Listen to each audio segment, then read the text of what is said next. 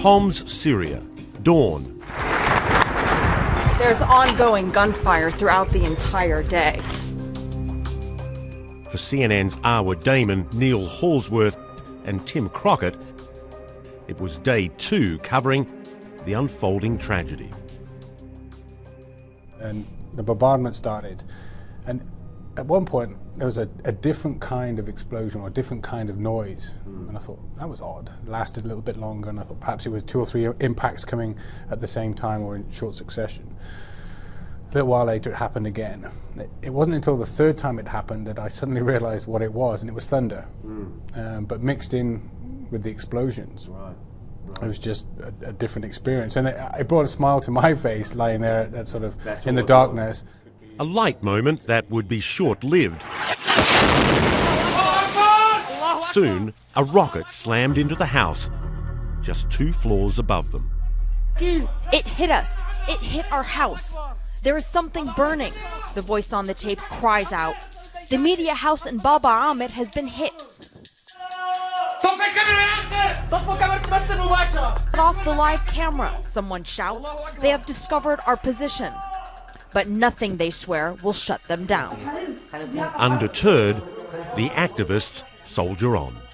There was one time where they were typing on the computer, and a rocket hit the house, and the lights went out, and the place shook. They just carried on typing like nothing had happened. Allahu Akbar. We survey the damage. To get to the upper floors, you really have to hug the wall because there's one window that's exposed, but this is where you really see the full impact of the damage that was caused by the incoming rounds. I mean, this right here, it just speaks for itself. One of the neighbors was in. She was there with her father. She was this 9-year-old girl. And, the rounds were impacting pretty closely. The guys were all on their computers. And she was just kind of in a corner. And at one point I called her over to come sit on the couch. But she sat frozen. And I tried to go over to hug her, but she was so frozen she couldn't move. She just sat there like this, but then tears streaming down her face.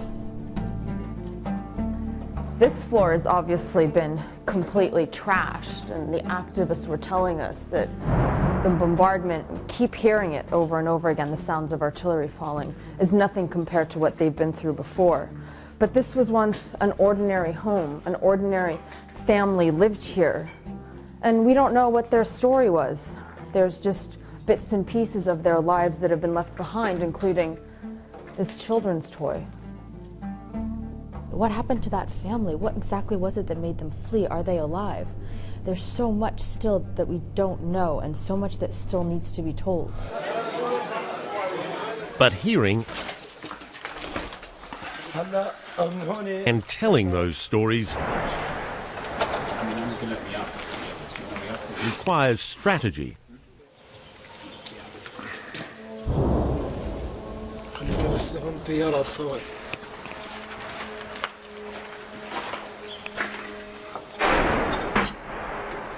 And how do you move? Like, Tim, you obviously are looking around for things that...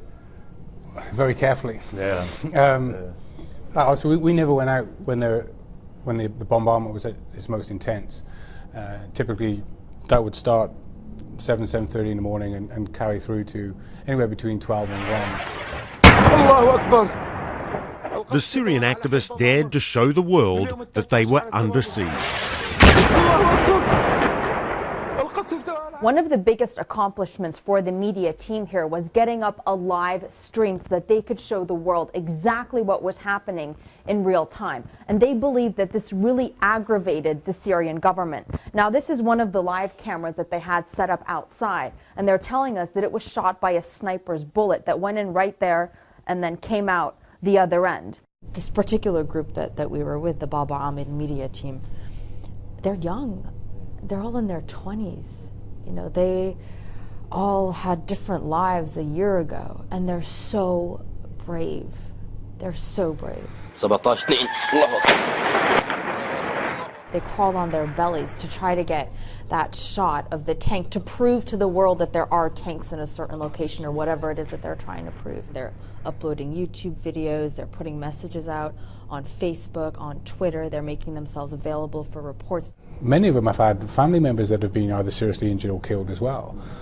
So knowing all that and yet to keep going out each day with their cameras to get the footage that they are is amazing.